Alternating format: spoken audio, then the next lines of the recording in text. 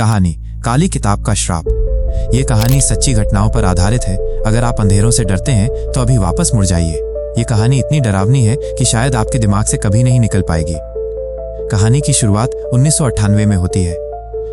में एक लाइब्रेरी थी जिसमें आधी रात के बाद कोई भी जाने की हिम्मत नहीं करता था। कहते थे कि वहां रखी एक किताब अपने आप खुल जाती थी और उसमें लिखे शब्द जिंदा इंसान को अंधेरों में खींच लेते थे। एक रिसर्च छात्र राघव अपनी पढ़ाई के लिए कुछ किताबें पढ़ने वहां आया था, लेकिन लाइब्रेरी के केयरटेकर ने उसे चेतावनी दी। बेटा, 12 बजे के बाद अंदर मत रुकना। यहाँ कहते हैं कि किसी की रूह आज भी भटकती है। लेकिन राघव हंस पड़ा और बोला, सिर्फ अफवाह है, मैं वैज्ञानिक बन रहा हूँ, भूत प्रेत पर विश्वास नहीं करता।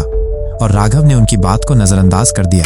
उसने लाइब्रेरी का दरवाजा खोला और अपने नोट्स लिखने में लग गया। राघव अपने काम में इतना व्यस्त था कि उसे पता ही नहीं चला कब रात के 12 बज गए। कुछ देर बाद लाइटें अचानक चालू बंद होने लगी। राघव ने इसे नजरअंदाज किया और लिखता रहा, लेकिन तभी एक पुरानी किताब अलमारी से जमीन पर गिर गई। उसका कवर काला था और उस पर लहू जैसे दाग बने हुए थे। जब राघव ने उसे उठाया तो अंदर लिखा था, जो ये पढ़ लेगा वो कभी सूरज की रोशनी नहीं देख पाएगा। राघव मुस्कुराया और सोचा, क्या कोई प्रेतात्मा एक किताब के अंदर हो सकती है? ये किसी ने जानबूझकर लिखा होगा ताकि लोग डरें। ये जरूर किसी की साजिश है। पर जैसे ही राघव ने किताब खोलने की कोशिश की, अचानक लाइब्रेरी की सारी रोशनी बुझ गई। अंदर एक तेज हवा का झोंका आया, जैसे उसके साथ कोई और भी आया हो। सारी किताबें गिरने लगी, कागजों की आवाज, शीशे और बल्ब टूटने लगे। लाइब्रेरी में ऐसा लग रहा था जैसे भूकंप आ गया हो। अंधेरा इतना घना था कि राघव को कुछ समझ नहीं आ रहा था। उसने अपनी जेब से फोन निकाला और टॉर्च ऑन की। वो घबराकर इधर उधर देखने लगा, लेकिन वो काली किताब उसे कहीं नहीं मिली। तभी राघव को एक रोने की आवाज सुनाई दी। उसने टॉर्च उस तरफ घुमाई और देखा, शेल्फ के पीछे एक औरत खड़ी थी, सफेद साड़ी में, लेकिन उसका चेहरा ढका हुआ था।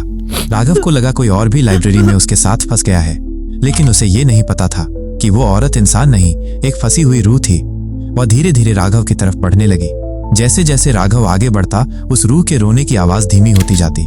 अब दोनों आमने सामने थे। राघव बोला, अरे कौन हो तुम? शांत रहो, क्यों रो रही हो? डरना मत, मैं हूं, सब ठीक हो जाएगा। लेकिन औरत ने कोई जवाब नहीं दिया। राघव बार बार उसे शांत करने की कोशिश करता रहा। धीरे धीरे वो औरत रोते रोते चुप हो गई, लेकिन फिर भी एक शब्द तक नहीं बोली। और जैसे ही राघव ने टॉर्च उसके चेहरे पर डाली, उसके पैर ठिठक गए। जो उसने देखा, उससे उसका खून जम गया। उस औरत के आंसू पानी के नहीं, खून के थे। और सबसे डरावनी बात, उसकी आंखें ही नहीं थी। राघव को ऐसा लगा जैसे उसने अपनी रूह अपने जिस्म से निकलते महसूस की हो। वो औरत धीरे धीरे राघव की तरफ बढ़ने लगी। हर कदम पर किताबों का गिरना, कागजों का उड़ना और लाइब्रेरी की दीवारों से कराहती हुई आवाजों का गूंजना सुनाई दे रहा था। घबराकर राघव ने दरवाजा खोलने की कोशिश की, लेकिन दरवाजा बंद था। तभी उस औरत की भयानक आवाज गूंजी, जो लिखा है वो सच होगा, तुम कभी यहाँ से निकल नहीं पाओगे।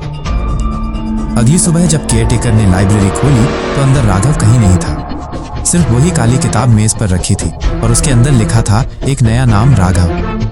आज भी अगर कोई उस लाइब्रेरी में जाता है तो उस काली किताब के आखिरी पन्ने पर नए नए नाम लिखे मिलते हैं। शायद अगला नाम आपका हो। अगर वीडियो अच्छा लगा हो तो लाइक करें और चैनल को सब्सक्राइब करना ना भूलें। मिलते हैं अगली डरावनी कहानी के साथ।